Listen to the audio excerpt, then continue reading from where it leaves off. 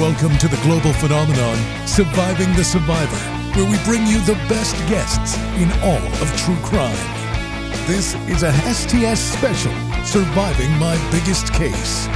Here's your host, Emmy Award-winning journalist, Joel Waldman. What's up, STS Nation, and welcome to another episode of Surviving the Survivor, the podcast that promises to bring you the very best guests in all of true crime. And this, of course, is a special STS feature we do called Surviving My Biggest Case.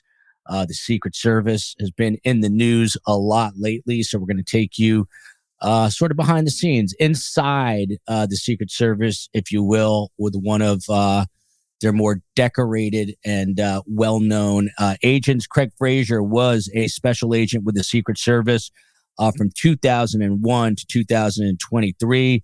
During his tenure, he was assigned to the Washington Field Office, the Protective Intelligence Division, and the Houston Field Office. Craig has protected every president this country has had, from President Ford through President Biden. Most as former presidents, but every active president from President Bush Jr. onward. He also traveled with protectees of the Secret Service to dozens of countries and in all 50 states, and protected dozens of presidents of foreign countries who were visiting the United States. He began his career as a soldier in the United States Army, where he was deployed to Iraq, Kuwait, and other areas. A real American hero. Craig, great to have you back on the show. We had you on at the height of the attempted assassination on former President Donald Trump. You were really upset at the time that shots were able to be gotten off on the former president. Some time has passed since then. How are you feeling about everything now? Well, thank you for having me. I really appreciate you taking the time to talk to me. I can't wait to get into this with you. I'm doing a little better. It's never going to go away, the anger and frustration over my former agency failing. It's something that all of us take very, very personally, and it will never be right. It will never be okay. You cannot let people get hurt. The job does not allow it. I personally never allowed it. I can't imagine what those poor guys are going through having done it, but hopefully we'll learn something. Yeah, and Robin Dreeke, who was head of counterintelligence for the FBI, he actually wrote down, he's an author, he wrote down a statement you made that day, which is something along the lines of no one gets hurt when I'm on the job, or something. What was it that you said exactly? No one gets hurt in front of me. You don't get to hurt people in front of me. I interfere in that. That's the job. We're supposed to intervene before people get hurt. Yeah. That day, sadly, someone lost their life. Two others were critically wounded. Former President Trump was hit in the ear. Thankfully, he escaped any serious injury. This is not a show about that, but just kind of sticking with that theme. Have you been able to figure out how there was this lapse in overall security, that this young person was able to get on a sloped roof there and kind of evade capture or even being noticed until getting his shots off? Yeah, I don't have much access to more than anything I see in the papers. I mean, I know I still have a lot of friends in the job, and I'm able to contact a few of them and get a little bit of inside information, but not a lot. In general, we talked about it before. There's a very big difference between between formulating a plan and implementing a plan. And in this case, all things point to their plan being solid, and then the human frailties that come through sometimes did not implement that plan properly. And I think looking at it in hindsight, a lot of that, it's the secret. It's not a lot of it. All of it is the Secret Service's fault. We have to do a much better job communicating exactly what it is that we need, and we need to be much more thorough in how we pursue and investigate leads that could lead to could end up harming our protectees. Yeah, and obviously the director has since stepped down.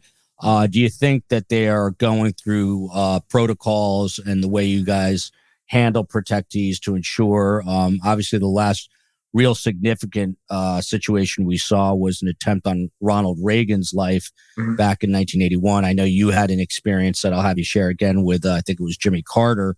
But do you think they're reworking or just kind of taking a look at the way things were done to make sure that things going forward, that there's not a potential problem again? Yes, sir. So the Secret Service isn't allowed to investigate the incident that happened. We can't investigate ourselves. So that's been turned over to the FBI. But we can run parallel investigations into were our procedures followed by our employees. Unfortunately, the result of that investigation is going to probably result in people getting reprimanded, and if they violated policy, they absolutely deserve it, up to and including being fired. So there'll be parallel investigations looking at the FBI is looking at the event and how it broke down, and then the service is looking at, did our employees follow procedure, and if they did, and they still ended up this way, how do we improve our processes? If they didn't follow procedure, we still need to figure out how we can improve our processes, because failure is not acceptable. It's never acceptable. We call it a no-fail mission. There's no scenario where we can fail, because if we fail, people die. And that's a great point. You can never fail, ever. I remember back during the height of 9/11 and all the terror attacks, which we still have to be on alert for. U.S. intelligence has to be right 100% of the time. Terrorists only needs to be get themselves through a secure area one time. So the odds are heavily weighed against intelligence agencies and those trying to prevent it. So, Craig, take me back to a young Craig Fraser, maybe even like high school. Before, did you enroll in the military right out of high school? What got you interested in joining the military? So I went to high school on Cape Cod, Massachusetts. I was a decent student in school, but I was not as motivated as I should have been, looking back at it now. And at the time, believe it or not, my interest was opening up my own restaurant. I love to cook. I've been working in restaurants since I was 12 years old. I thought I was going to do that. And I got out of high school. I went to college for a couple of years, and I did not have the maturity level that I needed to in order to be on my own in an environment where there was no oversight of my actions. And this is going to be embarrassing, but I remember sitting down with my academic advisor at UMass Amherst and then saying, hey, this doesn't really seem to be working out. Why don't you take some time off and come back when you can be serious? And it turns out that was the wake-up call I needed. And sometimes life has got to kick you a little bit in order for you to figure out that, hey, maybe I need to put my whole heart into this. And I did that. I went in the Army, and I really took it seriously to a degree that I think served me well for the rest of my life. If I had gone in out of high school at 17, 18 years old, I don't think I would have been as serious about it. I went in at 20. I turned 21 while I was in basic training. And because I'd had those 2 or 3 years of attempts and failures, I knew that I did not have time to take chances. I had to know. Yeah, and that's really interesting. I grew up not far from you in New Jersey, a little south, obviously, of Cape Cod. But I grew up right next to Rutgers. For me, it was all about, everyone's parents were professors. It was all about get yourself into the best university, all about academics. And I kid with everyone, I wish I was a little bit more of a street hustler and knew how to make money. But my point is, everybody comes in with their different backgrounds, and a lot of law enforcement officers I know, were in the military, or they were a little more maybe rambunctious in high school and college years, and it was just not the perfect fit. But obviously, everything happens for a reason, and it happened for you for a specific reason. When you were in the military, you were in the Army. What were those deployments like for you? How did that build your character and eventually make you decide that one day you become a Secret Service agent? How did that help form your future years in the agency? The Army taught me everything I am about being a man.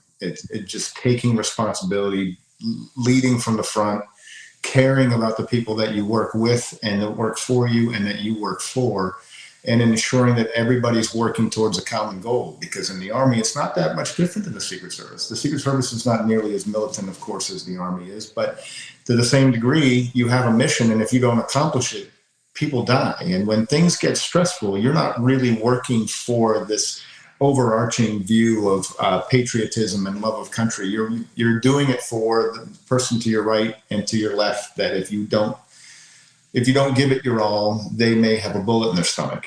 And you can never live with that in your heart. I could never live with it. So you have to give it your all the time for them.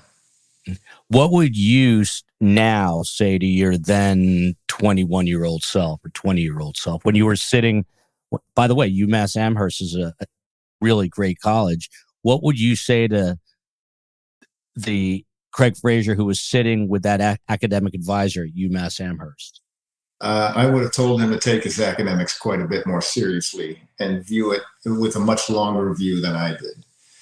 I would tell him that college is not necessarily everything that you're going to learn about life, but it's the way you prove to the world that you know how to follow a process and end up with a result. And so that degree can have any intermediate steps there is.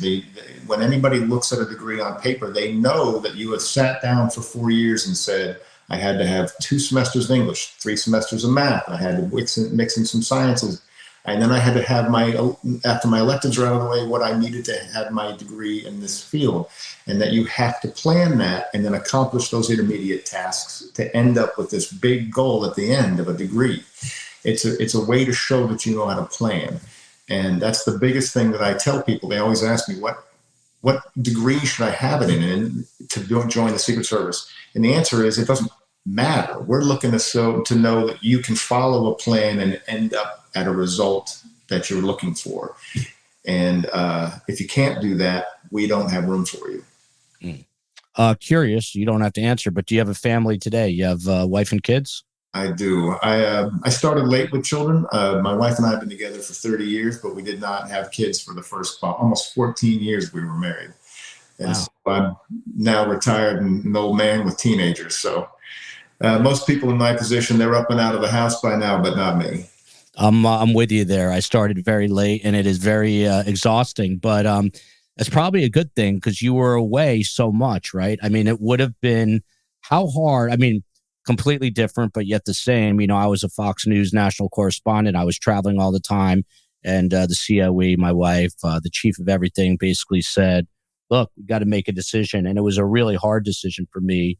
But I would not have known my kids. I basically had to drop a career because of it. Was that something that was lingering in your mind as well, knowing that you've been to all 50 states, that you've traveled around the world, that you probably couldn't have been there the way you wanted to at the height of your career, right? That is absolutely true. So I married my wife in 1994. Mm-hmm. And we were both in the Army together. So she has a very good understanding of military life, moving around every few years, going on deployments. She's aware of that life. So it was never a surprise or that much of a source of stress. It is a source of stress no matter what, but at least it's stress that she understands and can accept because she knew it going in. But we were also knew that the military wasn't going to be a long-term career for us. So when we were in the military, we got married, we transitioned out of the military. We both were into training. My wife became a nurse practitioner. I became a trooper in Virginia actually first, and then I became a Secret Service agent. So we knew we were going to be moving around. We have to establish ourselves. You don't want to have children too early in your work career because then you can't do the things that you want to do to stand out with your bosses and take it as seriously as you like. So I'd already been an agent for almost 6 years by the time I had children. Wow. So you said you started, obviously you're in the military, and then you became a state trooper in Virginia, did you say? Yes, sir. And how was that experience? I guess specifically coming out of the military, you're now catching bad guys on the interstates and stuff. Did you enjoy your time as a state trooper? I did, but I'll just preface it by saying my time in the state police was extremely short. I was only less than 11 months with the state police. because I got hired by the Secret Service. So at the time when I applied to the service, it took about anywhere from 20 to 24 months to get hired. My employment package took 23 months. In the Army, with the enlistment contracts, there's a set day you're out and you're out. There's no, hey, can I hang around until I get hired by the Secret Service? So I had no idea if I was going to get hired. They don't talk to you for long periods of time. So I got out. The state police was very fast. My best friend at the time was a trooper. So I went off to the State Police Academy, and then it was not long after graduation that I was gone. Wow. So you're already in the process, and then you get the good news. What had inspired you, I guess, when you were still in the military to say, my next step, I'm going to be a Secret Service agent. I'm going to protect dignitaries of the United States of America. You are not going to believe this story. That's why I have you on. I told you my best friend in the world at the time. His name was Todd, and he was a trooper. And we were hanging out in my back patio one night, and we had been drinking way too much. And he looked at me and he said, "There's this new website. It's called USA Jobs. And it has all the federal jobs listed on it. And I was going through it, and there's an opening for the Secret Service to be a Secret Service agent." So I started applying, and I was like, that sounds awesome. I'm going to try that. And literally, that is how this whole process started. Is that I just thought it sounded awesome. And USA Job. So did you said his name is Todd? Did Todd become a Secret Service agent? That's a sad story. So we started the process, and my packet's very long. At the time, I had to write 8 essays. I want to say my packet, by the time I submitted it, was like 200 something pages thick. It just forms, everything it was very thorough. And he got a little behind on the paperwork, and he wasn't, I don't think, as into it as I was. And then September 11th happened, and he got sent up to the Pentagon, and he spent weeks on basically DNA patrol, sifting through the rubble for body parts so they could identify victims and get closure for their families. And he was never the same again. He stopped being a police officer. He moved back home to Ohio, and he's now in a wonderful place in his life. He works for an insurance company, and he is doing great things. I actually just talked to him about a week ago. Wow. I'm glad he turned things around. Robin Dreek, who I mentioned, he did the same thing. He was sifting through Ground Zero. Yep.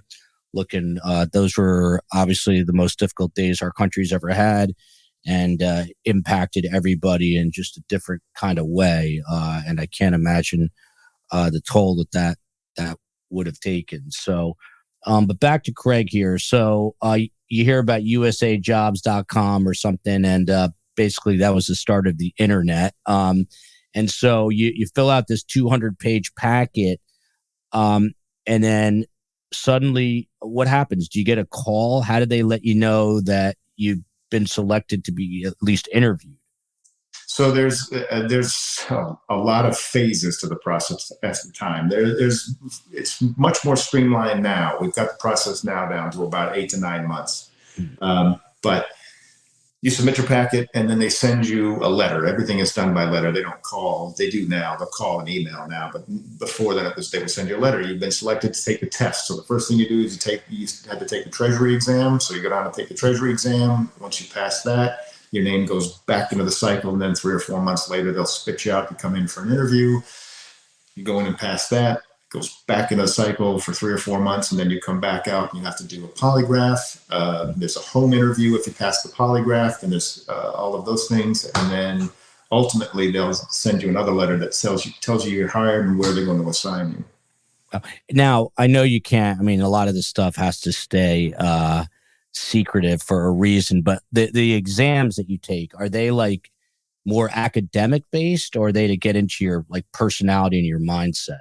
The Treasury exam it's all fact-based. It's a lot of it's math, reading comprehension, all of those things. Mm-hmm. The psychological process, all of that is supposed to be weeded out by the polygraph. And my polygraph, it was the most difficult thing I've ever gone through in my entire life. My polygraph is 10 and a half hours long. Wow. It has, the Secret Service polygraph has about an 80% failure rate, just to give you an idea. It is unbelievably difficult. They are the best in the world at what they do. about finding the truth. The lie detector, I personally believe it's voodoo science, but that's not the purpose of it. The purpose of it is a tool in order to evaluate their interrogation of you. And if you know that they're interrogating you, that's why it gets the way it is. I mean, I'll just tell you a quick story. My polygrapher, he comes in, he sits down, he says, "Hey, Craig, I've been going through your packet. Everything looks great. I think you're going to be a great agent if you pass this process. Have you ever done anything to embarrass your parents?" And I said, "How long do you want to be here?" And he looked at me and he said, "I will be here as long as it takes to get to every instance." And 10.5 hours later, I finally left. 10.5. It was straight through for 10.5 hours. Ugly.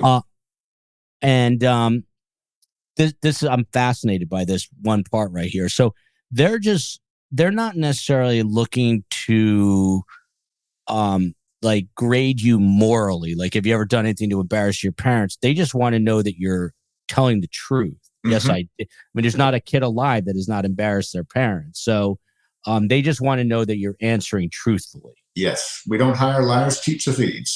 And so they want to establish a baseline, and they want to get your fear up a little bit because they want to know what fear looks like. They want to know what nervousness looks like, and then they can start attacking you with the questions that matter. And when you were getting asked these questions, it's got to be super nerve-wracking because these have to be personal things that you don't want to necessarily reveal, right? So, but you've got to tell the truth. Yep. And there are things you'd rather not say out loud because some of the things are embarrassing. The story of how I became an agent's embarrassing, but I'll tell it anyway. That's fine. But my biggest problem was I had been doing intelligence in the Army, and so I handled classified material up to top secret every day. And so they start asking, "Have you ever been a part of a lapse in security where the classified material has been inadvertently disclosed?" And like a million times, and they want to know every single instance because we're just starting with computers. Really, in the early 90s, the computers were really taking over, but they had separate systems for the classified, for top secret and secret. And you had, sometimes it was secret information only on the top secret machine, and you'd have to move it down from the top secret to the secret machine. But sometimes there would be things that bled over into and now all of a sudden you're like, and reporting. And it's a nightmare. You're filling out forms, you're telling your bosses, there's reviews, and it's awful and it's stressful. And that all comes out when they start asking you about it on the polygraph. Wow. So you go through a 10.5-hour polygraph. Anyone who wants to become a Secret Service agent, you might want to consider that. This is taking you inside the process of becoming an agent and what you do as a Secret Service agent. So you go through this 10.5-hour polygraph, and then how long do you have to wait from there? What do you do next? So after my polygraph, I want to say it was 4 or 5 months for them to let me know that I had finally passed. And then I went and they come in, they do a home interview. And they came in and talked to my wife to make sure she understood exactly what being a Secret Service agent meant. It meant that I was going to be traveling. It meant that I was going to be gone and I was going to be protecting people. I'd be working long hours and all of these things. And they also want to make sure you're not living beyond your means. So they come into your house and say, "Why do you have a $300,000 car out front?" And actually not for me, but that's kind of the things that they're looking for to make sure, hey, is this guy taking bribes? Is he living outside his means? Why does he have what he has or doesn't have what he has? And so it's all a process to get an idea of who you are as a person. Wow, that's very interesting too. Just kind of running parallel to this I think we have to be around the same age. I have one of my oldest friends since second grade. His name is Mark Pomeropoulos. He's all over. If you Google him, you'll find him very quickly. He was a covert CIA officer. He was at the Baghdad airport before the Iraq War. He's a real American hero. He was taught Arabic. He was a Jewish Greek kid from my hometown that I grew up with. Went to Cornell. He was recruited out of the CIA. But I know that many of us were contacted about Mark before he was officially recruited into the CIA. And this reminds me of that. But these guys literally, Craig included, they put their life on the line for the country. So it's fascinating to me. But the idea that they're looking, and I'm laughing right now because we have a detective on every Friday from the Houston PD. And he doesn't have one. He's retired, long time retired, but he's got 2 Ferraris. So they're looking they're looking to make sure nothing unkosher is going on, that you're not living in some lavish lifestyle as basically as a government employee. Is that what you're saying? That's right. That's what they're okay. So they interview the wife. Your wife is also former military, so I think she has an idea. And so this was 4 months after the polygraph. How much longer now do you have to wait? What's the next step in the process of becoming a Secret Service agent? It's actually kind of funny. So I'll tell you the story real quick. So they did my home interview. They talked to my wife and they said, "Oh, you're former military. You have a nursing degree." They said, "Do you want to be an agent? Because you'll leave before him." And she, "Oh, I'm good." So after the home interview, again, everything is about anywhere from 3 to 6 months wait at that time before the next step happens. And so after the home interview, I think it was 3 or 4 months later, then I had an interview with, so there's a panel interview that happens before the polygraph with agents. And then if you pass the polygraph, pass the home interview, then you go and have a one-on-one meeting with the local special agent in charge. At the time, I was living in Norfolk, so I went, and his name was Larry Cumgen. He was the resident agent in charge of the Norfolk office, and I had a meeting with him. You had a meeting with him. Now, let me ask you something. If they find out, I'm just making up a random possibility here. Let's say they find out that Craig Fraser went to see a therapist for such and such reason, went to a psychiatrist when he was out of the military. Are you immediately eliminated, or do they have to know why, what the circumstances are? Is it, in other words, is it very personal? Are they looking at you on a very personal level to see if you're a fit? So it depends on the context. In other words, it's called an SF-86. A standard form 86 is the national security questionnaire to give you a clearance. That's everything they want to know about you to get you a clearance for the government job.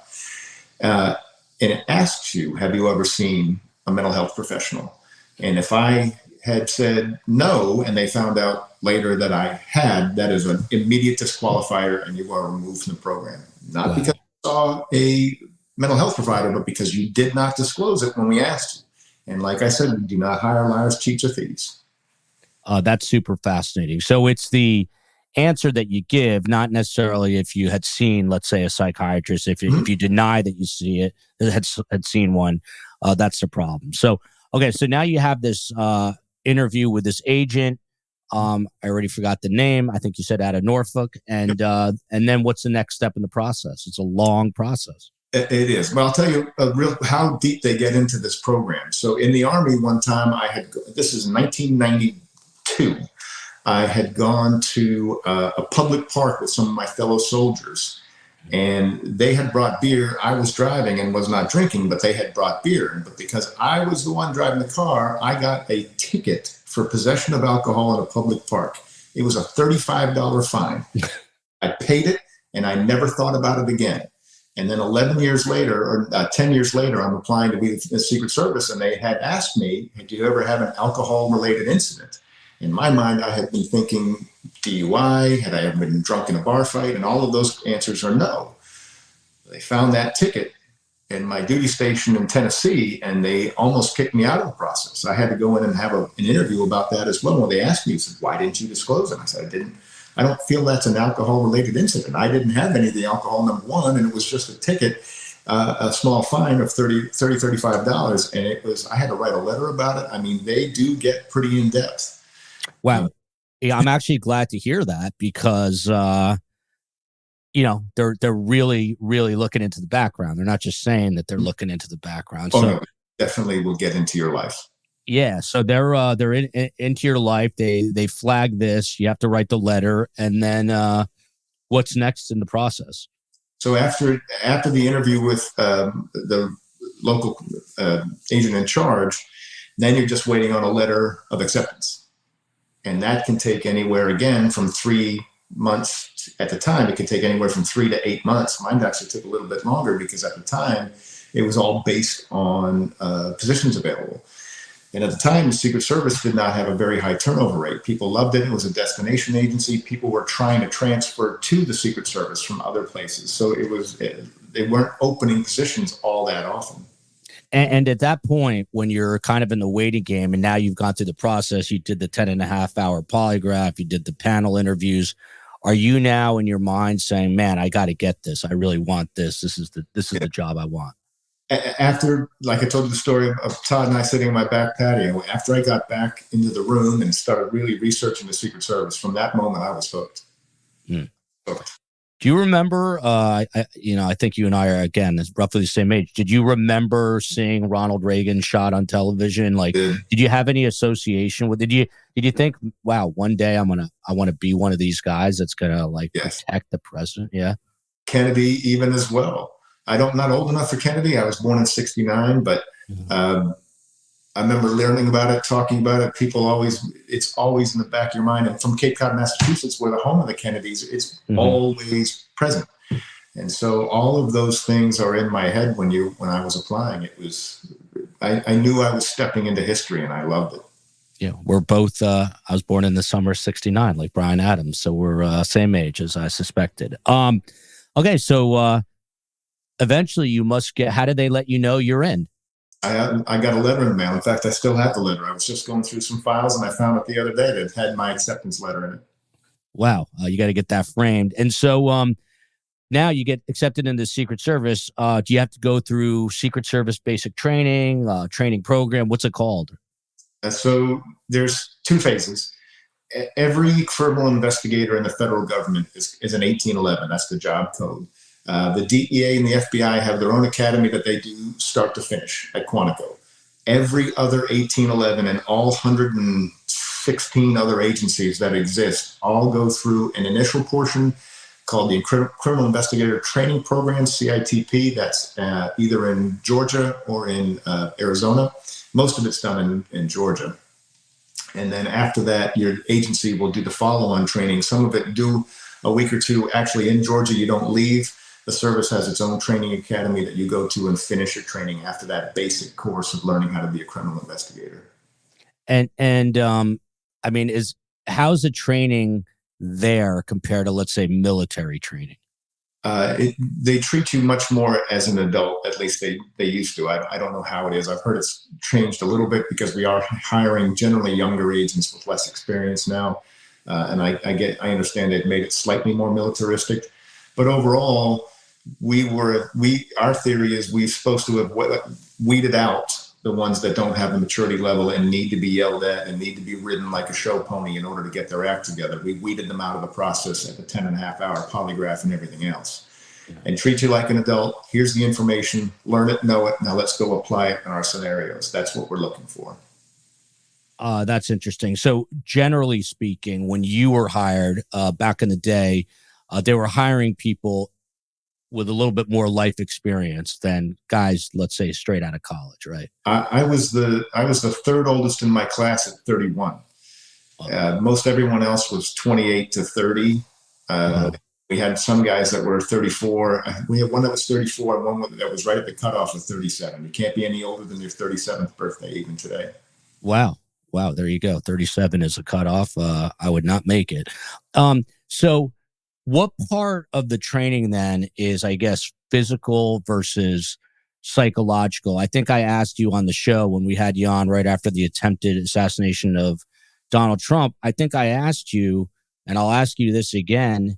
How do you know personally, like how does Craig Fraser know that in a real life scenario, when a bullet is being fired at the head of a president, that you are willing to get, as they say, in the line of fire? It's they have to break you of bad habits in our training academy, because what happens when shooting starts, for military, for police officers, for everybody, it's get down, find cover. And that's the opposite of what we do. When the shooting starts, I remember very clearly one of our very first training scenarios, just in the gym, we're walking in and just some black BDUs that we used to wear to do our training in the gym. And it was, hey, walk in a line. You're the protectee today. Now walk into this room. And as we walk into the room, somebody's in there with a cap gun, basically. And they just start, and we all hit the floor, rolled over, trying to find cover. And they were like, what are you doing? Why is your protectee dead? And then you start having to unravel that from your mind to say, I got to get up and I have to get big, get my arms out, stand as tall as I can and get in the way. I can't go find cover. I can't go, everything in my body is telling me to go over there and get behind that car, and I can't. I have to stand here, turn and face the gunman, and I have to get big. That is crazily counterintuitive. Am I allowed to ask? Well, I can ask, but you can say you can't tell me. Are all agents wearing vests? Are you wearing protective vests? It depends. It depends on the position that you're in. So all shift agents, it's generally required. The service stops short of making it mandatory for the most part, but then supervisors can make it mandatory, and it is considered highly recommended, especially if you're going to be standing around a specific protectee. And it actually, I think probably by now it is mandatory. Some guys, the old hairbags, wouldn't wear it, but I did, depending on what position I was holding for that day.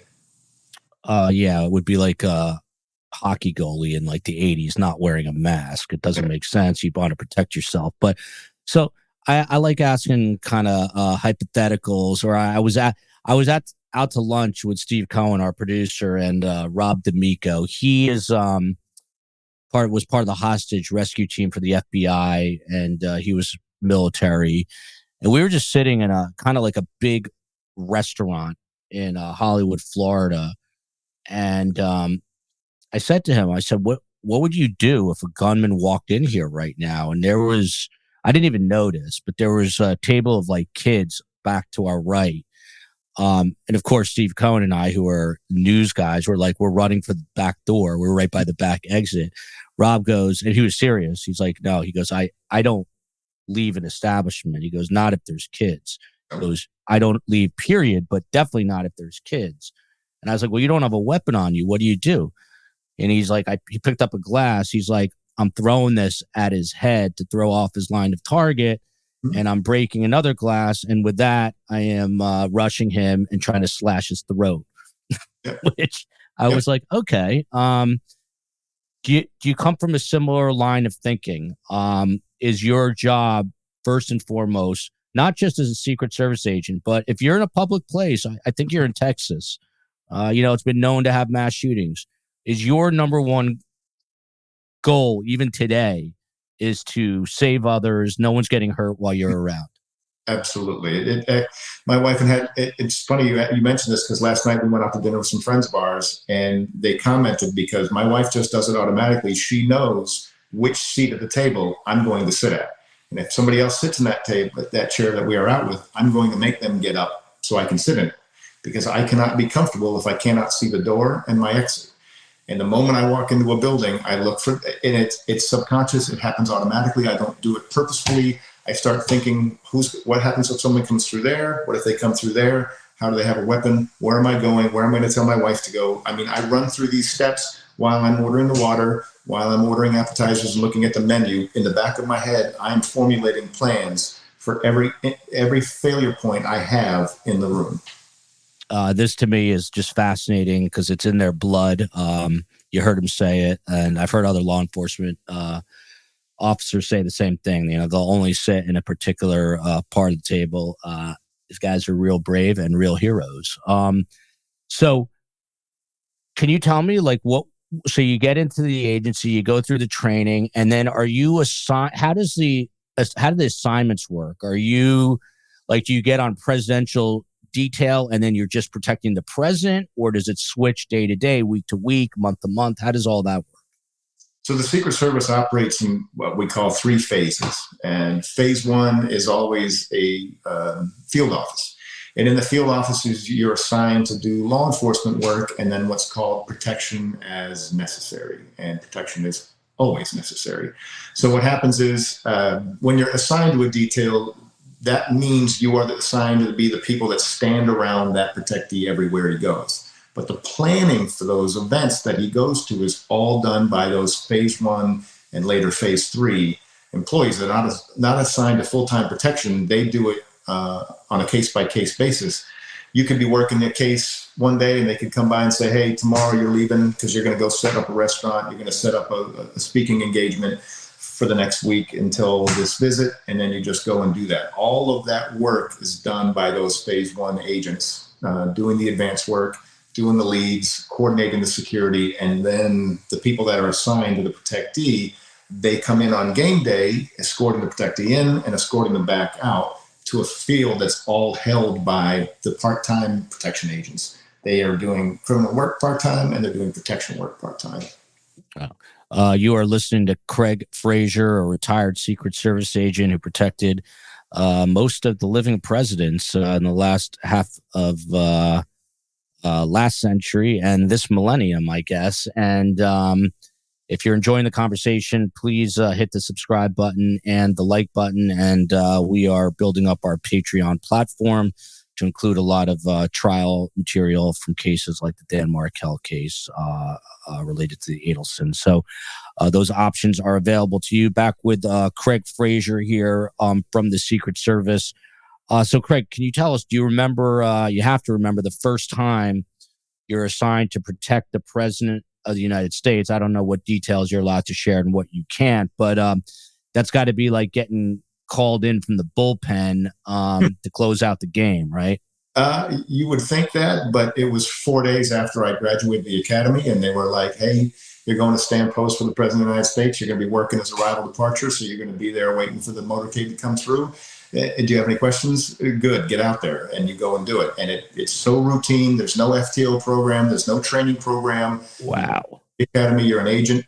Get moving and get the mission done. Wow. So questions are coming now. So it's 4 days out of training, and they say to you, you are going to be on post as the president's motorcade comes through. Yep. What do you do? I mean, do you have to sit there and say to your buddy, like, hey, what the hell do we do? Like, we got to get sunglasses. Yep. Like, I mean, how do you know what to do? That's what they go over in the academy to teach you all of those things. So you go to the site where he's going to be going. In this case, it's a Hilton in Washington, D.C. We call it the Hinckley Hilton because that's what the Hinckley assessment was. But I was the arrival departure agent. So where the president's arriving, my job is to go in there and stand it and make sure it's secure until I'm pushed off by the actual detail when they come through with the motorcade. So I'm standing there on arrival and just standing there waiting and keeping it secure for hours until he comes. This job is 99.8% boredom, followed by 0.2% of the worst stress you've ever had in your entire life. Wow. So in this particular case, are you like at the hotel? Are you inside the hotel? Well, so it depends on how it's set up. It depends. Most of the time. So we learned some lessons from Reagan. We don't let protectees arrive and depart in view of the public anymore. So now they go underground. We might put a tent around them. We'll keep the public away until they're in and out of the car because that's our danger points. When you're arriving into the unknown or departing the unknown, it's better to have it so they are coming in and out of the car in control and without being observed. Can't shoot what you can't see, and we like to keep it that way. And, there was some criticism, just going back to this recent assassination attempt, that some of the agents couldn't even properly holster their gun, when they were getting back to taking, I don't know the verbiage you guys use, but how adept do you have to be at being able to draw your gun out of your holster? How fast do you have to be able to do that? That's the thing. And the whole criticism of that agent, and I know her, she is a wonderful agent, perfect in every way. There was nothing wrong with what happened in that moment. In other words, she was out on target and ready to put hate down range fast. And that's what you want. Once the gun's out and on target, if the threat's over, there's no hurry to get back to your holster. You can take that gun home, drive all the way home holding it in your hand. You can wave it out the window if you want. I don't care. It doesn't matter at that point. But if you look at the mechanics of what happened after that incident when she was trying to holster up, that holster was right on her hip when she withdrew it. She jumped on Trump. She helped get him to the car in this tight ball of, we call it a meat shield, a tight ball. She moved him there. That's a very in-depth process. That holster had moved now 6 inches back on her belt. So it was not where she expected it to be when she tried to holster up. And the other thing is that adrenaline dump that she received adrenaline affects your fine motor skills to a degree that most people aren't prepared for. Training mitigates a lot of that, but it can never get rid of the effects it has on your body. So she was having those adrenaline dump, fine motor skill degradation a little bit. The holster had moved. This was nothing to do with her competence whatsoever, but she got it back in eventually and was on target, and that's fine. She was out of the holster, perfectly ready to take on any threat that came that way, and that's all you can ask of her. I'm glad you clarified that. So, but how just taking, let's just go back to this very first time that you're, I guess on post, you're saying, if you perceived a threat, is most of what you guys are doing is just scanning for hands because you need your hands to do anything. Is that true? It's, you're scanning at that point.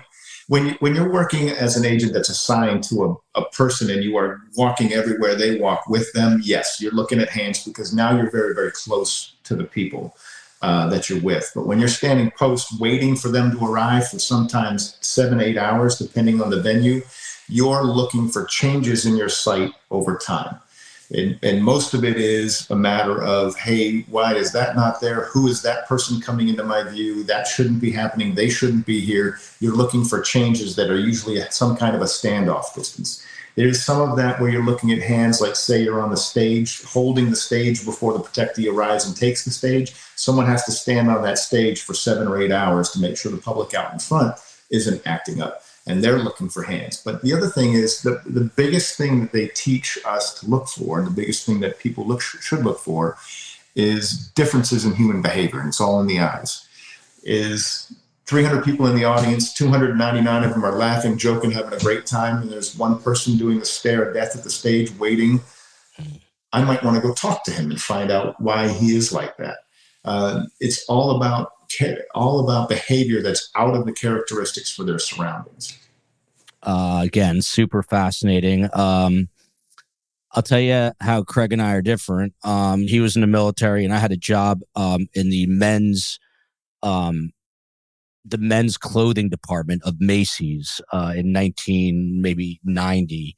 And Craig, I remember I had to stand for my shift like 8-9 hours, and my feet would be on fire. You're talking about standing for 7 or 8 hours straight, basically in a just in one position. You can't even move around. How hard is that? That's got to be tough, right? You can't walk. You can walk around a little bit. Usually, most of them you'll have a box that you can kind of walk around because you are here to hold this position. So the way it works is let's say we're going to own somebody's house. We're going to come in 3 or 4 hours before they arrive. We're going to make everybody in the house get out. We're going to come in with a security team of canines and explosive handlers. We're going to toss the entire house, make sure it's clean, do a finder function for explosive devices. And then we're going to screen everybody as they come back in. And now we know that this is clean because we cleaned it. We cleaned people and brought them back in. And then we hold it to maintain the integrity of that sweep process. And so if you walk off post because you got to go make pee-pee or something, now anybody could have come in, and you've just destroyed any ability to keep control of that site. And I've been in places where that has happened, and you end up having to take everybody back out and start again. Wow. So let me ask you the obvious follow-up question. What if you have to pee and you're working? You have to have someone come in and stand right where you are before you go. I'll tell you so that first post-standing assignment 4 days after after I graduated, I'll never forget the briefing I got from this old hair bag with like 19 and a half years in the job. And he said, "What do you do? 4 days out of the academy? All right, look." And he said, "I don't care if Jesus Christ reincarnates in front of you and says, 'Follow me,' you will not leave until you get someone to stand here for you. You understand?" "Yes, sir, I understand." And that's the truth. You get on the radio and say, "I needed someone to push me off so I can go to the bathroom," or whatever else. And if nobody comes, you're just going to wet yourself, and that's the end of it because you got to stay right there. There you go. The hazards of being a Secret Service agent. If you can't leave. So if you have to pee, you just pee right there if you have to. Hopefully it doesn't happen. So it doesn't happen. Yeah. It has more than once. Do you remember? I mean, you have to also. So again, I don't know all the lingo. I apologize, but the first time that you were actually a protector of the president, like the inner circle, where you're one of the 3 or 4 like that we saw with Trump who were on the stage. How long before you were able to take that role? So typically, the president people that stand around him and actually physically protect him are only agents from his detail. I was never assigned to the president's detail, so I've never actually stood next to the president. I have worked. We call it shift. Shift agents are the ones that are around him everywhere they go. I have worked shift for dozens and dozens of foreign dignitaries. I've worked for Secretary of Treasury. I've worked for other secretaries. I've worked for the president's family as a shift agent a few times, but never the president himself. So how are those people chosen? Is it just kind of like a lottery, or are they picking the 4 best Secret Service agents? Not to say that you're not one of them. So what happens is you have to want to do it, and so. Like I said, phase 1 is law enforcement time, and protection is necessary. When I first got hired, it was between 6 and 10 years, depending on availability, you would transfer to the president's detail, the vice president's detail, a former president, the intelligence division, whatever it was that you wanted to do. So you list your top 3 choices, and they know your time is coming up, and it goes into the magic machine, and then headquarters will take a look. They have access to that part of our mainframe, and they can say all of the people that are coming up at this time frame that have this in their top 3, we'll take a look at them. And then if there's more people than we have openings, we'll start a screening process to look at their time of service, how many leads they've done, and all of these things that to show that they're proficient in what they do. So again, forgive me, because I think you said it was like I forget the terminology, but when you were kind of filling in, not the presidential detail specifically, but when you're either protecting the family or shuffling through, what is that experience like when you're that close to the most powerful person in the world? It is, and the higher level the protectee, honestly, generally for me at least, there was less stress. Because the higher level protectee I worked, the more assets they got. So there's a difference between a bodyguard and a protection agent. A bodyguard interferes with problems as they happen. A protection agent solves problems before the protectee arrives. And the lower level the protectee, the more bodyguarding you're doing and the less protection you're doing. And it gets very scary because sometimes you're taking in say you're working the president. I'll give you an example. I worked the president of Micronesia at the UN one year as a shift agent. No one knows who the president of Micronesia is. And if I call UN Ops and say, hey, I'd like to have a site agent, I need this, I need this, I need this, they're going to laugh me out of the room. So a lot of times you're arriving not blind. You're going to have a site agent that's kind of set it up for you, but they don't have post standers generally that have maintained control of the site. They haven't done EOD sweeps and all of these other things. It becomes very difficult if you're walking them into a crowd of 300 or 400 people and the only thing between you and them is a rope and stanchion. And now you are just sweating, and the knot in your chest is huge, and everybody making a move is a problem, and you're trying to hold yourself back from interfering sometimes. And I get very aggressive on the job. My wife always laughs at me because I'm very aggressive. And in what sense? Like if you're taking someone through a crowd, you're shoving people out of the way? I get very intense because I take it very seriously and very personally. And no one will harm my protectee while I'm here. And sometimes the friendliest crowds are the worst ones because they want handshakes so bad that they will squeeze and try to get past you. I've had people where I was holding one person back, somebody tried to go under my arm to get between me and my protectees just so they could shake their hand. And I had to grab my scruff of the neck and throw them about 3 or 4 feet.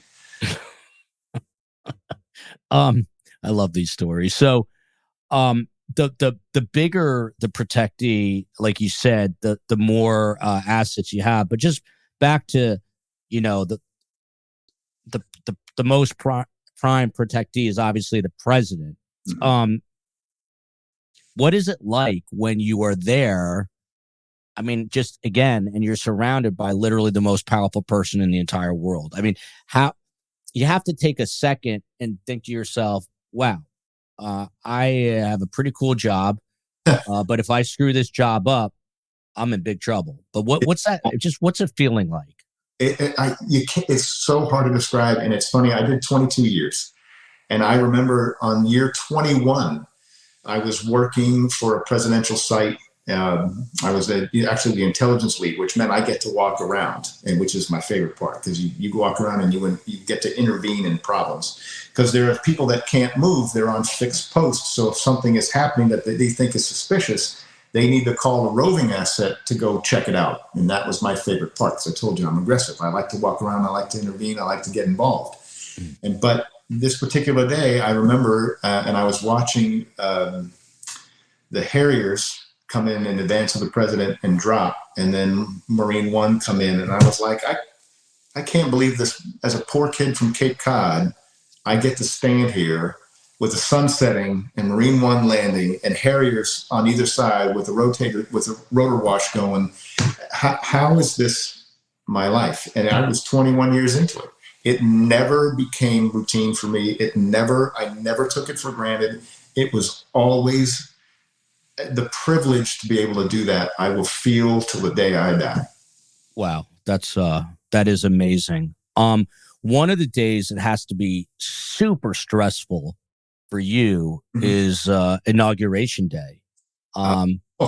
What is that like? Because, you see the president even at times getting out of, I don't know what they call it now. They're calling it the Beast for a while, but he'll get out of the car, out of the limo, and just like walk down, Pennsylvania Avenue, whatever it is. How stressful is Inauguration Day?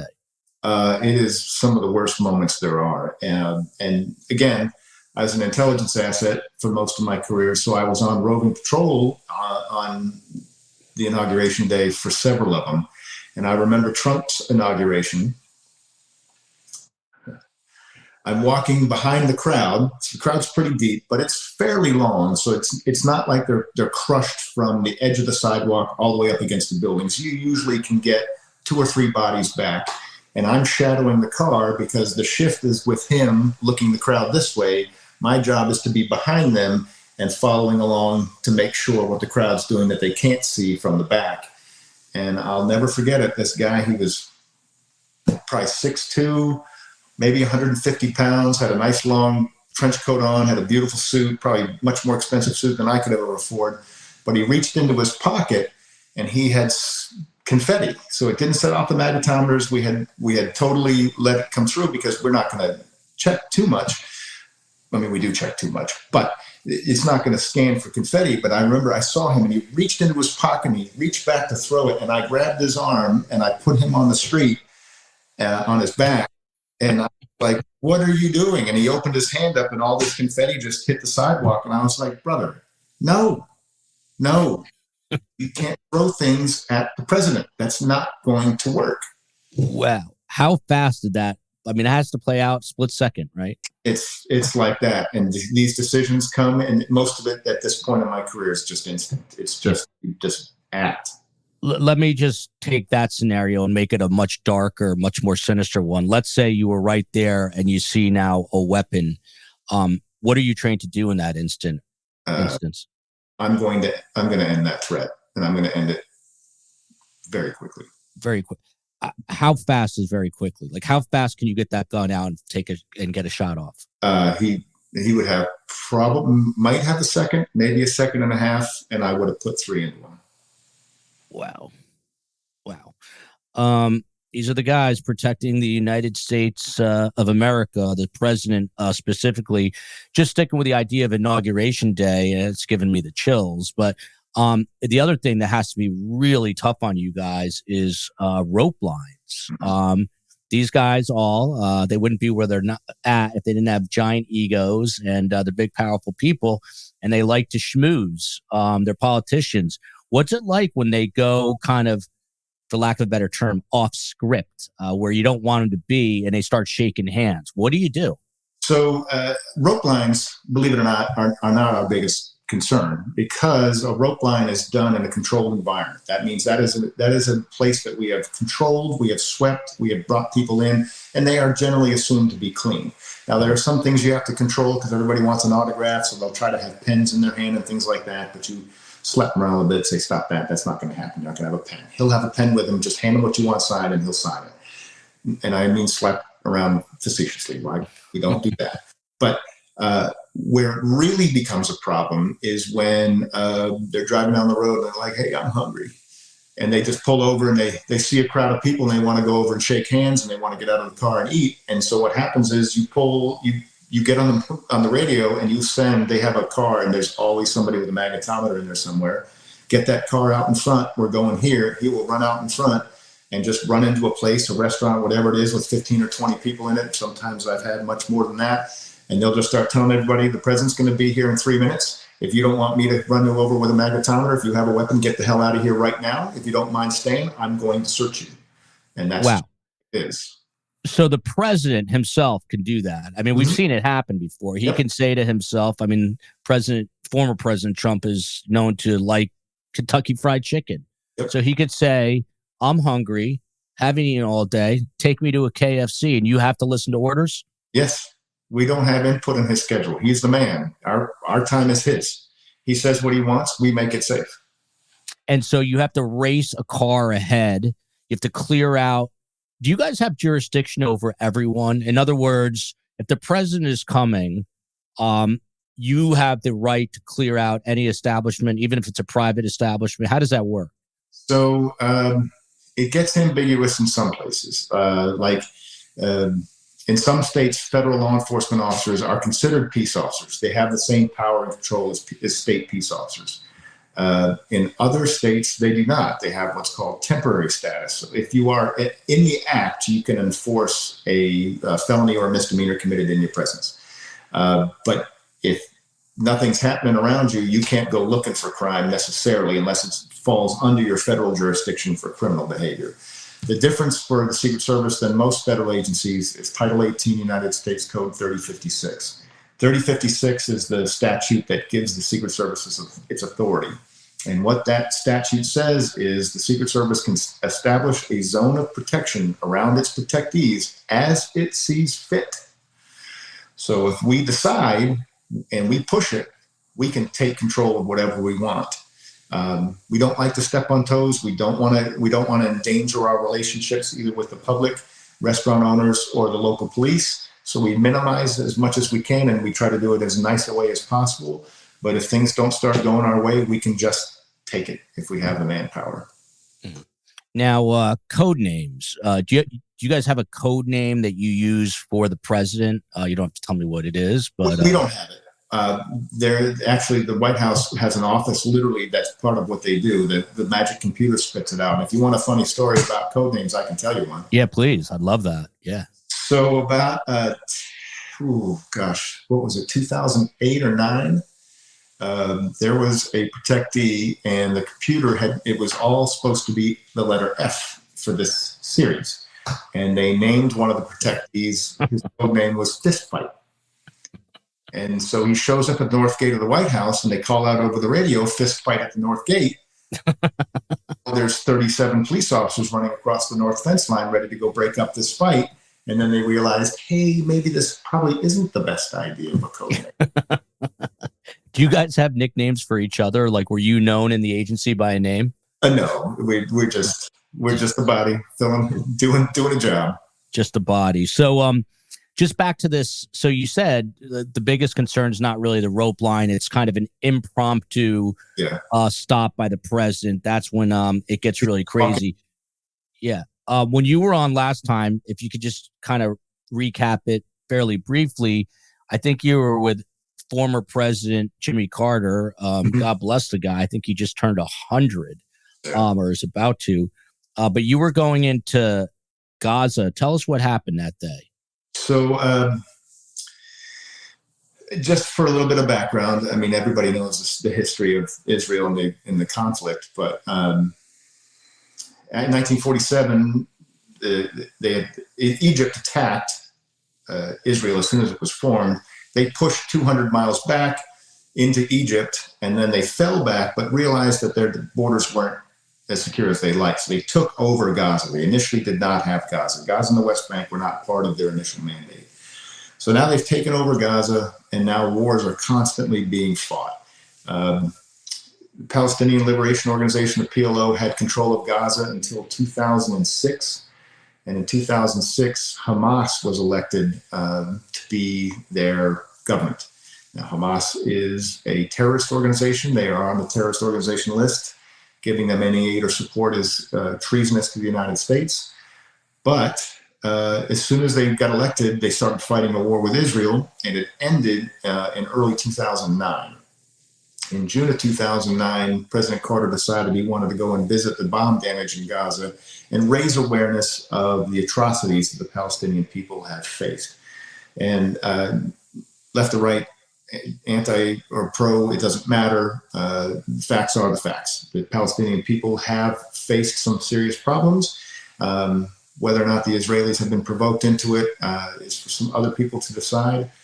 But he went to go visit these sites. They had destroyed a UN compound. They had destroyed I want to call it, I think it was the American School. I can't remember the exact name of the school, but they had destroyed a school. No kids were inside, I don't think, but there was damage everywhere. So he decides he's going to go visit it. So they asked me, do you want to go do the intelligence assessment and the lead for him in Gaza? Of course I do. Never been to Gaza. When am I ever going to get to go to Gaza again? Is it dangerous? Sure, but who cares? That's what I'm here for. Wow. So, how many of you do this? It's not you alone, right? It's not me alone, but there is a team of people that are running the lead. So the way it works is he puts on a site. You show up with a team of people to coordinate protection for that site about a week in advance if you can swing it. I've had 2 hours in advance, but you really want 7 to 10 days to coordinate the security, especially for a site that's going to be that involved. And so we got in the country in Israel and we started setting up for his arrival. Wow. And now there was a problem, though, when he came in, right? So the problem with Israel is they've now walled off Gaza with 50-foot walls. There's 3 ways in and out. Only one is generally open. And they don't let anybody in without permission. And we tried to get permission to go in every day to do our security checks and do our run-up to it. And we were denied by the Israeli government. So we were granted permission for a single 4-hour meeting 5 days before we arrived in there. And we went to our meeting. It was in a building called the Center for Peace and Wisdom in Gaza. And we met with our Hamas representatives. Even though I was not allowed to say Hamas, I had to say I met with the duly elected government of Gaza, because if I said I met with Hamas, I was committing treason. So all of my paperwork had to be written in long form that way, the duly elected representatives of Gaza. Wow. Met with them for 4 hours and basically just had to ask them, where are we going? Is it going to be secure? Because we can't see it. We can't do anything about it. I can't post it. I can only talk to you about it before we get there, and we're relying on Hamas to make it safe for us.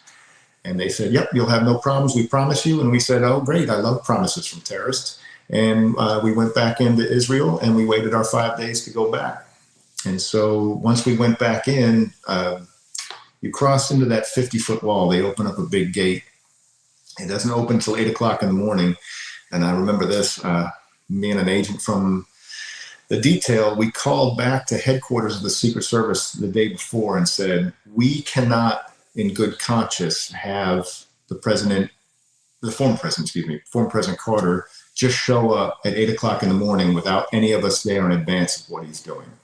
So we called the Secret Service headquarters and said, hey, Craig and a guy from the detail, we're going to go get a hotel room in Gaza for the night so that we can be ahead of them and be waiting for the motorcade when it arrives so that we can ensure our first site at least is secure. And the guy on the other end of the phone just went, hang on, hung up, called me back 40 minutes later and said, not only no, but hell no, you are not going into Gaza and getting a hotel room. That is not going to happen. Suck it up. And we said, okay. So at 8 o'clock in the morning, we drove through that gate and we crossed. There's 100 meters of no man's land in that 50-foot wall. And that wall has got 50 caliber mounts of machine guns on it. And they're all operated, and anything moves in that 100 meters from that wall, it's got a bullet through it. Kid kicks a soccer ball, that soccer ball is going to take a round. A donkey wanders in, that donkey's going to die. Wanders in, he's going to get shot. And it happens all the time. And so we crossed that 100 meters. Our Hamas security team was waiting for us. There was, I'll never forget it as long as I live.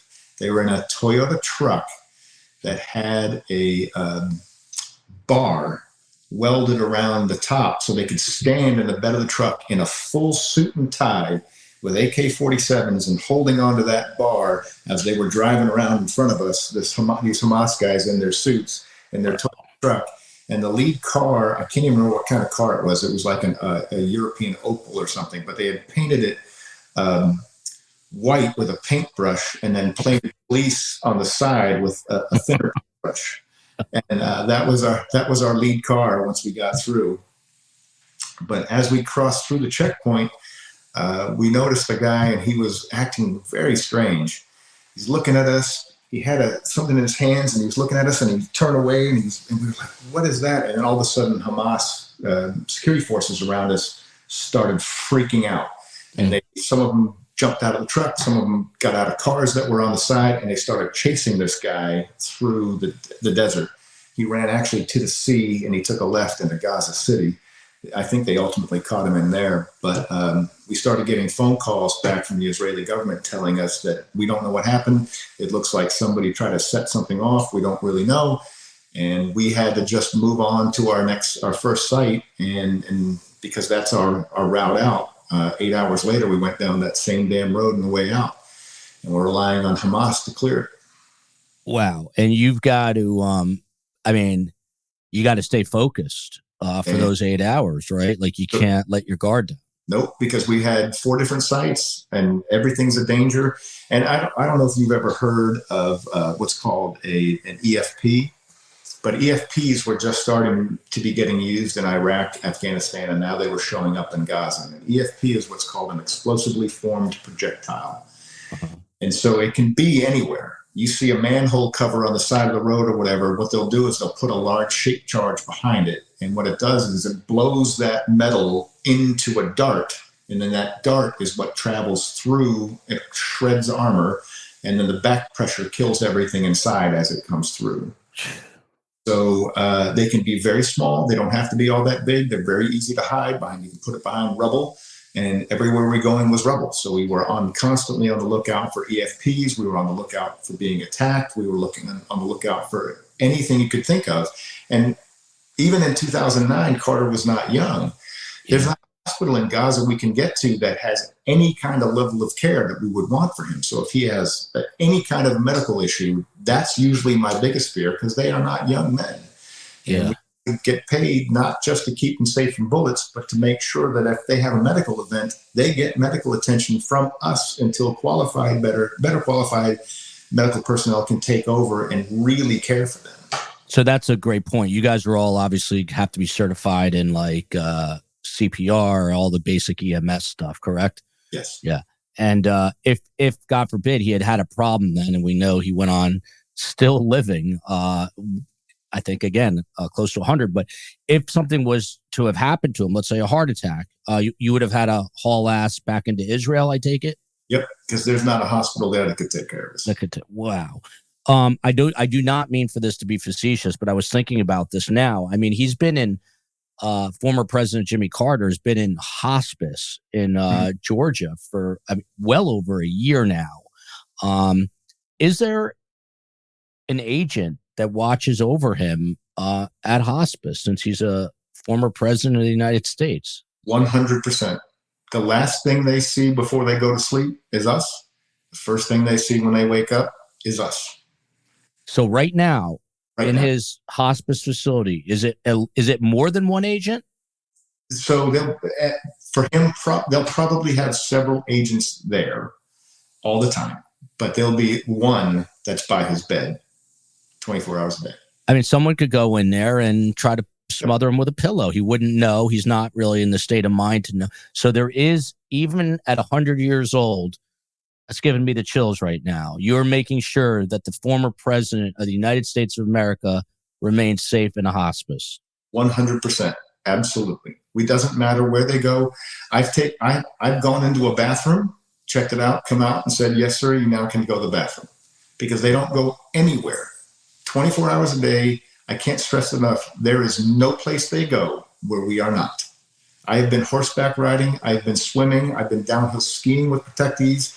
And the only thing I have on me on my skis, I don't even have poles because I have too many guns and handcuffs and radios. Craig Fraser is an American hero. I don't care what you say. It's what I say. Served in the Army branch of the military for the United States, and then went on, as you just heard, to protect the highest, the President of the United States, even though he was not on specific presidential detail, but close enough in my book, and hundreds of dignitaries, other foreign leaders.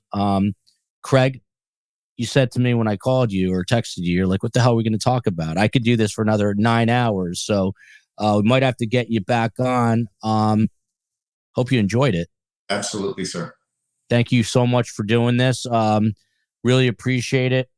Love you, America. Love you, Texas. And love you, all the former presidents of the United States. These are the guys who keep them safe. Till next time.